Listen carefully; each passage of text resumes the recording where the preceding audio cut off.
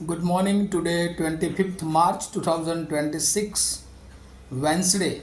Wisdom of Word of God morning ડિવોશનમાં આપ સર્વનો આવકાર કરવામાં આવે છે અને પ્રેમી સલામ પાઠવવામાં આવે છે. આજે સવારે આપણે નીતિવચનોના પુસ્તકમાંથી એનો 16મો અધ્યાય અને એની 8મી કલમ ઉપર પ્રભુનું વચનમાંથી ટૂંકું મનન કરવા માગીએ છીએ. અને પ્રભુનું વચન આપણને આ પ્રમાણે કહે છે, અન્યાયથી મળેલી ઘણી આવક કરતાં નેકીથી મળેલી થોડી આવક સારી છે. NIV બાઇબલ પ્રમાણે Proverbs chapter 16 verse 8, better a little with righteousness than much gain with injustice. અને આજે આપણે જે વચન પરથી મનન કરવા માગીએ છીએ અને એમાં ખાસ કરીને જે થીમ અથવા મુદ્રાલેખ તરીકે જોઈએ તો રાઇચિયસનેસ બેટર ધેન અનજસ્ટ વેલ્થ, એટલે કે નેકીથી અથવા પ્રમાણિકતાથી મળેલું દ્રવ્ય એ અન્યાયી દ્રવ્ય કરતાં વધારે સારું છે.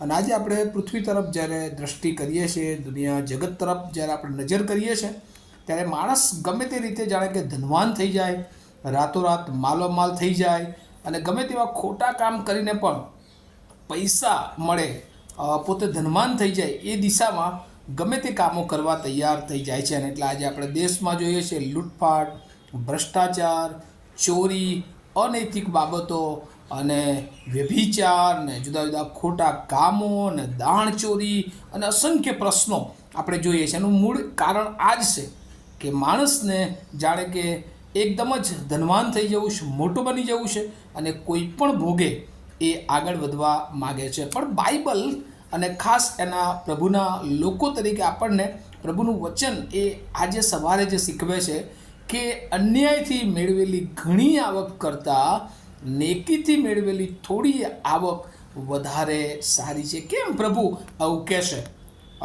નીતિવચનોના પુસ્તકમાં અત્યારે જે શિક્ષણ મેળવ્યા છે એમાં આત્મિક જીવન વિશેની જે સૂચનાઓ, સલાહ, જ્ઞાન તો આપવામાં આવ્યું છે, પણ સાથે સાથે પ્રેક્ટિકલ વ્યવહારિક જીવન એ કેવું હોવું જોઈએ આત્મિક વ્યક્તિઓ તરીકે એ પણ અહીંયા બહુ અદ્ભુત રીતે આપણને શિક્ષણ આપવામાં આવ્યું છે. એટલે ત્યાં લખ્યું છે અન્યાયથી મળેલી ઘણી આવક કરતાં. એનો મતલબ શું કે જો આપણે અન્યાયથી મેળવવાનો પ્રયત્ન કરીએ તો ઘણું બધું આપણે મેળવી શકીએ છીએ. આજે આપણે જોઈએ છીએ કે ઘણા બધા લોકો એ અન્યાયથી ઘણું બધું મેળવી લેતા હોય છે, પણ તેમ છતાં બાઇબલ એ કહે છે કે નેકીથી મળેલી થોડી આવક સારી છે. ચોક્કસ એ આ ભૌતિકવાના જ્યારે આપણી પાસે આવે છે ત્યારે એ આપણને બહુ સારા લાગે છે, પણ જો એ ખોટી રીતે આવ્યા છે તો એ આપણા જીવનને શાંતિ આપી શકતા નથી. કારણ કે ઘણી આવક હોવું અથવા ઘણું ધન દોલત હોવું એનો મતલબ એવો નથી કે આપણે શાંતિમાં જીવન જીવી શકીએ. ઘણા બધા ધનવાન માણસો એ રાત્રે ઊંઘી પણ શકતા નથી.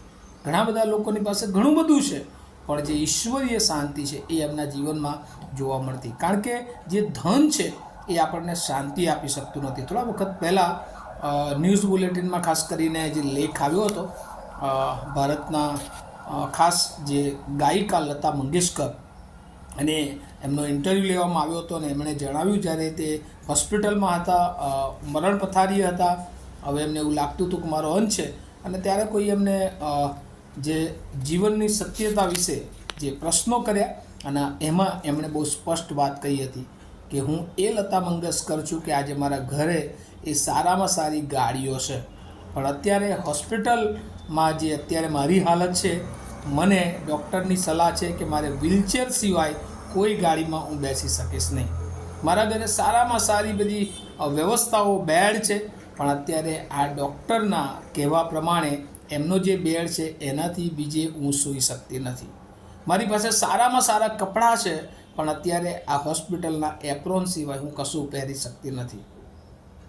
આ વાસ્તવિકતા જીવનની તેઓએ રજૂ કરી હતી. અને એટલા માટે આ રીતે આપણે જોઈએ છીએ. અને બાઇબલમાં પણ એવા અસંખ્ય ઉદાહરણો છે કે જેઓએ ખોટી રીતે મેળવવાનો પ્રયત્ન કર્યો અને એવો નિષ્ફળ નીવડ્યા. આપણે આખાનનું ઉદાહરણ જૂના કરારમાં જોઈએ છીએ કે ઈશ્વરે ના પાડી કે તું આ ના કરીશ, પણ તેમ છતાં એણે સંતાડી રાખ્યો.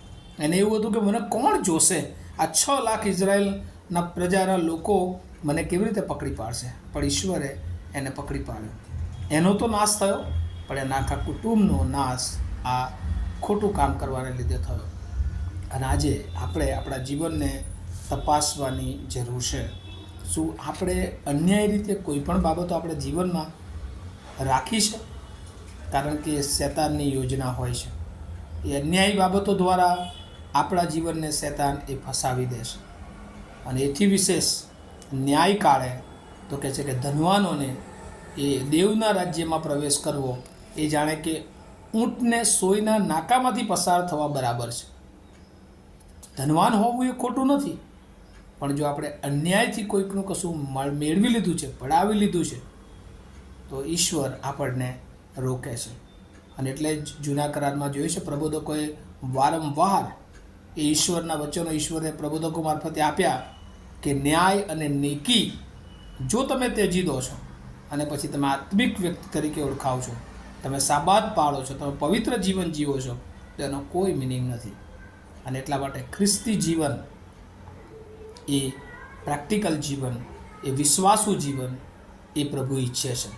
ખાલી બાઇબલ વાંચવાથી, પ્રાર્થના કરવાથી પૂરતું નથી, પણ આપણા જીવનમાં પણ એ પ્રમાણિકતા, એ ન્યાયીપણું દેખાવવું જોઈએ. અને તો જ આપણે ઈશ્વરની દૃષ્ટિમાં એ ન્યાયી વ્યક્તિ તરીકે, જ્ઞાની વ્યક્તિ તરીકે, પસંદ કરેલા વ્યક્તિ તરીકે આગળ વધી શકીશું. કારણ કે આ પૃથ્વીની ભૌતિક બાબતોમાં આપણે જોઈએ છે શરૂઆતમાં આદમ અને હવા પણ એ લોભ અને લાલચમાં આવી ગયા અને એમણે આ મરણને આ જગતમાં એન્ટર કરી. આપણે પણ અન્યાયથી જો કંઈ પણ બાબતો મેળવીએ છીએ તો એક દિવસ એ અન્યાયી બાબતો આપણને ઈશ્વરથી દૂર લઈ જઈ શકે છે, આપણને નાશ તરફ લઈ જઈ શકે છે. આજે સવારે પ્રભુ આપણને બધાને આ આત્મિક જાગૃતિના દિવસોમાં આપણને શિક્ષણ આપવા માગે છે કે જો આપણી પાસે કોઈક એવી બાબતો જે આપણે અન્યાયથી મેળવી છે, આજે પ્રભુની આગળ પસ્તાવો કરી દઈએ.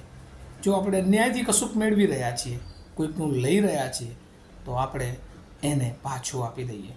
કારણ કે ઝાંખી દાણીનો ઉદાહરણ આપણે બાઇબલમાં જોઈએ છે નવા કરારમાં. એ લોકોની પાસે જે લેતો હતો, પણ જ્યારે એણે પ્રભુને જીવન સોંપ્યું ત્યારે કીધું કે જેનું મેં પડાવી લીધું છે એનું 4 ગણું હું પાછું આપીશ. વાલાઓ, પ્રભુ આજે આપણને પણ શિક્ષણ આપે છે. જો કોઈક રીતે આપણે માર્ગો પર છીએ તો પ્રભુ આપણને કહે છે કે આપણે ત્યાંથી પાછા આવીએ. અને પ્રભુ આપણા જીવનને આશીર્વાદિત કરે છે. કારણ કે થોડું હોય, ઈશ્વર તરફથી હોય, પ્રમાણિકતાથી હોય, એ આપણને શાંતિ આપે છે, એ આપણને આનંદ આપે છે, એ આપણને આત્મિક વૃદ્ધિ આપી શકે છે. આ બાબતો સમજવાને માટે પ્રભુ એની બહુ કૃપા આપણે સર્વને આપો. આવો આપણે પ્રાર્થના કરીએ. અમારા જીવતા અને પ્રેમાળ ઈશ્વર, દરેક બાબતમાં પ્રમાણિક બનવા માટે અમને કૃપા આપો. ખાસ કરીને દ્રવ્યની બાબતમાં ઘણી બધી વાર શૈતાન એની યોજનામાં અમને અન્યાયથી મેળવવાને માટે ફસાવી દેતો હોય છે. આજે સવારે પ્રભુ આ વચન અમે સાંભળ્યું છે, શીખ્યા છે, જાણ્યું છે. અમારા જીવનને પ્રભુ તમે તપાસો અને ક્યાંક અમે ભૂલા પડ્યા છે તો પ્રભુ અમને તમારા માર્ગ પર લાવો અને પ્રમાણિકતાથી જીવન જીવવા માટે અમને તમારી કૃપા આપો. અમે સગળા અમારા જીવનો તમારા હાથમાં સોંપતા મારી પ્રાર્થના ઈસુ પ્રભુના નામમાં સાંભળો, તેનો સ્વીકાર કરો. Amen. Have a nice day to all of you. Thank you.